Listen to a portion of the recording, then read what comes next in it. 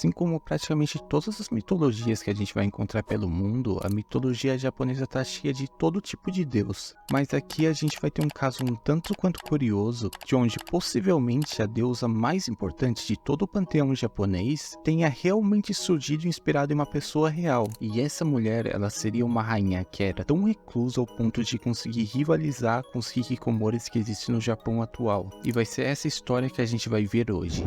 Primeiro, a gente tem que saber quem seria essa rainha questão. E bom, essa Himiko. Ela é uma personagem que vai aparecer em uma coletânea de textos chineses chamados de Yishua Jinden. E sim, eu disse chineses e não japoneses, porque nessa época, no terceiro século, o Japão ainda não tinha um sistema de escrita. Então, os documentos onde essa parte mais antiga da história do Japão estão registrados, eles foram feitos por chineses que ou tinham viajado para o Japão, ou que tiveram contato com diplomatas japoneses que estiveram na China. Essas fontes dizem que naquela época o Japão era chamado de Wa e que tinham 30 pequenos reinos que viviam em conflito entre si. Isso até que a figura de uma rainha no reino de Yamatai surgiu e unificou todo esse povo ao redor da figura dela e do reino dela. E no caso essa é a rainha Himiko. E ela era uma figura um tanto quanto peculiar. Apesar de ser a figura máxima de poder da época, ela deixava todos os assuntos políticos com o seu irmão mais novo, focando somente na prática de um tipo de adivinhação, xamanismo chamado Kido. Ela também nunca teria se casado ou tido filhos e teria sido principalmente uma autoridade religiosa da época. Mas com certeza uma das características que mais chamam a atenção era o quão reclusa ela era. É dito que ela nunca teria aparecido em público durante todo o seu reinado, ficando todo o tempo realmente confinada no palácio. E a situação era tão extrema que, por mais que ela tivesse mais de 1000 servas, somente um homem específico, que muito provavelmente era o irmão dela mesmo, tinha permissão de entrar no palácio, servir a comida dela e passar as mensagens que tinham para ela. A fonte chinesa também conta que depois da morte dela foi coroado um rei, mas que isso não foi aceito e gerou diversas revoltas por todo o canto, e as coisas só foram acalmar mesmo quando colocaram no poder uma menina de 13 anos chamada Toyo, que era vista como a sucessora legítima da Himiko. Talvez algum desses nomes tenham sido familiares para alguns de vocês. Provavelmente se esse foi o caso é por causa de Tomb Raider. O jogo de 2013 ele se passa em Yamatai e ele coloca a Himiko como a grande vilã. Aqui eles interpretaram o fato dela mexer com um tipo de xamanismo de um jeito bem dark mesmo. Tá, mas quando a relação com a tal deusa vai aparecer, hein? Pra chegar nesse ponto a gente vai ter que primeiro pular pro século VIII, que é quando a gente vai ter os primeiros documentos realmente produzidos no Japão que sobreviveram até hoje. Aí o livro mais antigo que conta a história do Japão seria o Kojiki, e traduzindo esse título a gente fica com algo como o registro das coisas antigas. Ele é um livro que vai trazer tanto informações históricas como também muita mitologia, começando pela própria criação do Japão com Izanagi e Izanami e o surgimento dos principais deuses, que nasceram bem de um banho do Izanagi. Quando ele lavou o olho esquerdo teria nascido Amaterasu, o Susanoo teria nascido quando ele lavou o nariz, e lavando o olho direito saiu o Tsukuyomi. E eu não sei o que é mais curioso, se é esse jeito de nascer ou se é o fato do Kishimoto ter metido todos os principais deuses do Shintoísmo no nome das técnicas do Sharingan. Mas esses registros também contariam com algumas coisas um pouco mais históricas, principalmente em períodos mais contemporâneos ao que ele foi escrito. Tá, mas qual seria a relação da Himiko com esses documentos? Na verdade, o que chama a atenção aqui é a falta dela nessa história, porque apesar dos textos chineses terem descrito ela como a figura mais importante do Japão naquela época, os textos japoneses tratam como se tanto ela como o reino de Yamatai nunca tivesse existido. Também dá pra saber que tiveram japoneses que tiveram acesso a esses textos chineses, porque para fazer algum desses textos japoneses, os textos chineses foram usados como base, já que eles eram a única forma mais ou menos confiável de se saber um pouco mais da história. E para explicar isso surgiram várias hipóteses, entre elas uma que afirmava que a Himiko estava sim nesses textos, só que não como uma figura humana e sim como a deusa Amaterasu. Tá, mas por que alguns começaram a afirmar isso? Além das semelhanças mais óbvias, tipo o fato de ambas serem mulheres, estarem em uma posição de muito poder, serem autoridades religiosas e nunca terem se casado, tem algumas coincidências bem interessantes que dão um pouco mais de credibilidade para essa linha de pensamento. A primeira é o próprio nome dela. Por mais que você vá ver escrito o nome dela assim, esse aí foi um jeito de escrever meio que criado pelos chineses, até com um certo tom de deboche, já que a primeira letra é um kanji que traz um sentido de desdém. Então os kanjis que a gente tem aqui, eles não refletiriam o sentido sentido do nome dela e só teriam sons parecidos mesmo. Então, os historiadores que defendem a hipótese de que ela foi o modelo para Amaterasu vão afirmar que o sentido da palavra era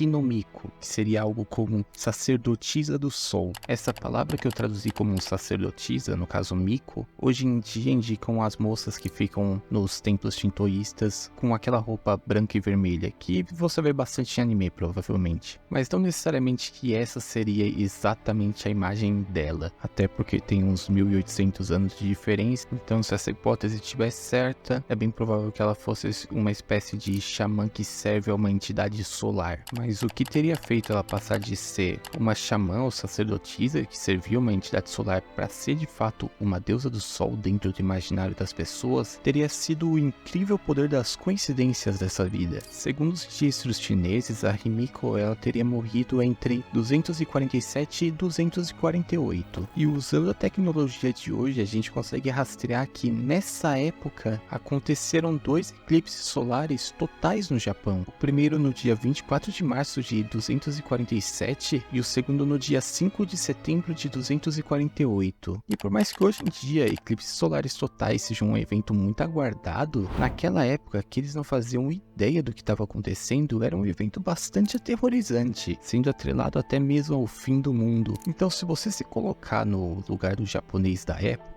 e parar para pensar que, bem na época que a liderança máxima do seu país, que era uma autoridade religiosa ligada ao sol, morreu, o sol começou a simplesmente sumir do nada, não seria tão absurdo acabar relacionando uma coisa com a outra. Então a Himiko, que até o momento era uma sacerdotisa de uma divindade solar, acabou tendo a sua imagem meio que confundida com essa própria divindade e tomando esse lugar para si. E ainda tem a conexão da Amaterasu com os imperadores, porque dentro do shintoísmo, os imperadores clamam ser descendentes de Amaterasu. E o que acontece aqui é que se você considerar que do reino de Yamatai surgiu o reino de Yamato, que é quando a gente vai ter os primeiros imperadores do Japão, eles poderiam ter usado justamente a Himiko como essa ancestral divina. E como uma última pista para isso, existe uma certa interpretação de um conto da Amaterasu. Nessa história, ela, por conta de um desentendimento com o irmão dela, teria se trancado numa caverna tirando o sol do mundo. Assim, os outros deuses se reúnem do lado de fora e fazem uma festa para deixá-la curiosa. Quando ela vai olhar o que está acontecendo, eles puxam ela para fora da caverna, recuperando ela, basicamente. E segundo essa teoria, esses eventos eles seriam baseados no seguinte: a época que a Amaterasu ela tá trancada na caverna é a morte da Himiko, trazendo o caos e a escuridão para o mundo. E a Amaterasu, sendo puxada para fora da caverna depois, seria o coroamento da Toyo, a sucessora da Himiko que tinha apenas 13 anos. E com um argumento para essa leitura, eles apontam que antes desse evento nos contos, a Amaterasu ela é sempre tida como uma palavra final entre os deuses. E depois desse conto, apesar dela continuar influente, nem sempre ela era a voz final, o que representaria que a Himiko, como rainha, teria tido muito mais prestígio do que a sucessora dela. Bom, e no geral os argumentos são esses, mas claro, essa não é uma opinião unânime. Assim como você consegue achar livros e artigos defendendo essa hipótese, você também consegue achar livros e artigos atacando ela. E como por conta da falta de documentos esta é uma época extremamente obscura, deve continuar assim. Mas e você, o que você achou de tudo isso? E nesse vídeo especial eu preciso que vocês me falem o que vocês acharam dessa pegada mais pra história / mitologia, que dependendo de como for a recepção de vocês, aí eu posso ou nunca mais nem encostar nesse tema, ou fazer mais. Tudo vai depender da recepção de vocês. Então, se você gostou, vale mais do que nunca deixar um like aí pra eu saber que vale a pena fazer mais alguns vídeos nesse estilo. E claro, se você não gostou também, já deixa avisado aí pra eu ter uma noção. Muito obrigado a todos, em especial ao Kinku, que se tornou o primeiro membro do canal, mesmo não oferecendo nada pra quem é membro, então muito obrigado. E pro Zoemotes, que mandou R$5, valeu demais. Por hoje foi isso e até mais.